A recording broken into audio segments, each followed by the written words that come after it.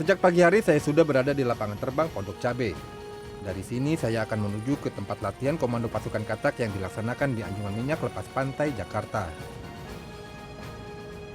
Nah, sekarang kita sedang dalam perjalanan menuju ke Pulau Pabelokan dan di sana nantinya rencananya akan dilakukan latihan yang cukup besar dari Komando Pasukan Katak.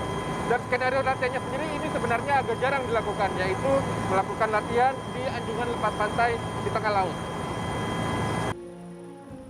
Latihan kali ini memang beda dari biasanya. Biasanya, Kopaska TNI AL melakukan latihan pembebasan sandera di kapal atau di pulau. Namun kali ini di Anjungan Minyak Lepas Pantai, tepatnya di Barge China Offshore Service Limited atau COSL 222 yang berada di sekitar 60 mil laut utara Jakarta. Anjungan ini merupakan objek vital nasional yang memproduksi sekitar 280 barel minyak mentah per harinya. Sementara personel Anjungan ada sekitar 80 orang. Karena letaknya yang jauh dari daratan serta berisikan barang-barang mudah terbakar, tingkat kesulitan latihan pun otomatis semakin tinggi. Karenanya, sebelum puncak pelaksanaan, para prajurit Kopaska terus melakukan latihan. Nah, satu hari sebelum pelaksanaannya, para prajurit Kopaska ini melakukan latihan-latihan terlebih dahulu di Anjungan Lepas Pantai. Dan yang seperti Anda bisa lihat, latihan di sini cukup beresiko karena memang area penerjunan, area pendaratannya hanya seluas di helipad ini saja, yang luasnya mungkin tidak lebih dari 500 meter persegi begitu ya. Selain itu, latihan penyusupan serta pergerakan di dalam Anjungan juga dilakukan. Untuk latihan kali ini, TNI AL mengerahkan sebanyak 240 personel. 150 diantaranya merupakan prajurit Kopaska yang bertindak sebagai tim penyerbu. Selain itu dikerahkan juga 4 Sea Rider, 3 kapal karet, 1 kapal perang KRI Loser, serta tidak ketinggalan helikopter NBL 412 serta pesawat Kasa 212 dari Pus Penerbal.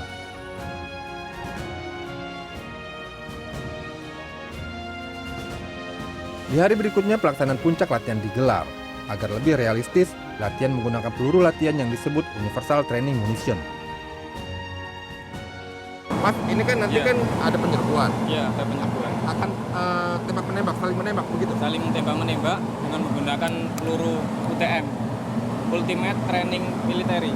Oh, ini tuh peluru, semacam Peluru karet. peluru karet atau Semacam cat?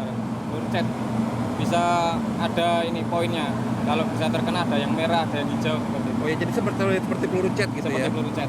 Jadi bukan amunisi tajam gitu ya? Bukan amunisi saja bukan. Ya karena ini kan situasinya lingkungannya berbahaya gitu Soalnya ya. ini kan daerah ini minyak dan pengeboran.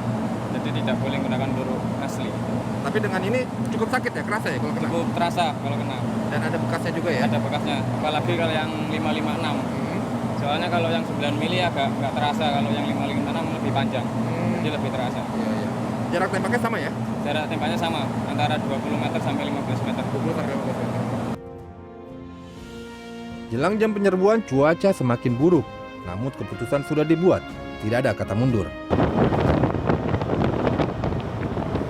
Sekitar pukul setengah 6 pagi, operasi latihan penyelamatan sandera di Anjungan Minyak Lepas Pantai ini sudah dimulai. Walaupun cuaca seperti yang Anda lihat, cuacanya tidak bersahabat, mendung, ombak yang besar, tapi latihan tetap dilakukan oleh pasukan Kopaska ini.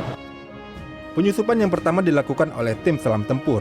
Para prajurit ini menyusup menggunakan alat selam khusus yang tak mengeluarkan gelembung udara atau disebut closed circuit.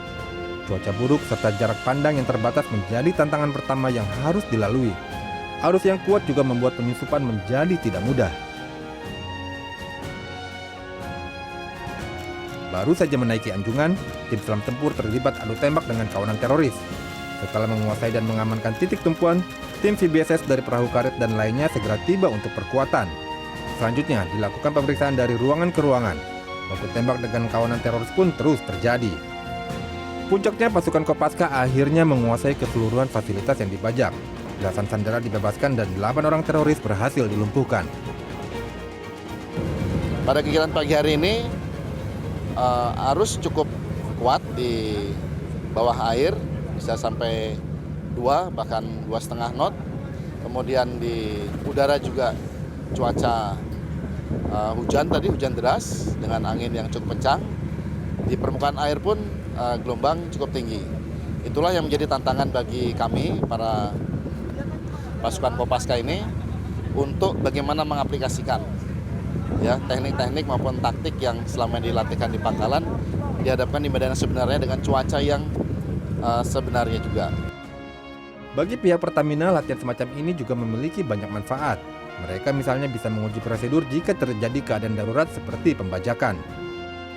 Karena kita kan bekerja di area yang sedikit sensitif ya, sedikit maksudnya pasti ada bahayanya, pasti ada mungkin kemungkinan terjadinya pembajakan dan lain sebagainya. Dari latihan ini kita bisa mengambil kesimpulan bahwa selama kita bekerja selalu dalam perhatian, selalu dalam pengamanan yang dilakukan oleh TNI terutama tim Kopaska.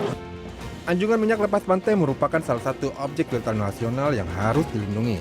Karena itu, latihan semacam ini juga bisa menjamin keamanan para pekerja serta fasilitas perekonomian negara. Dwi Hermawan, Dwi Ari, Jakarta.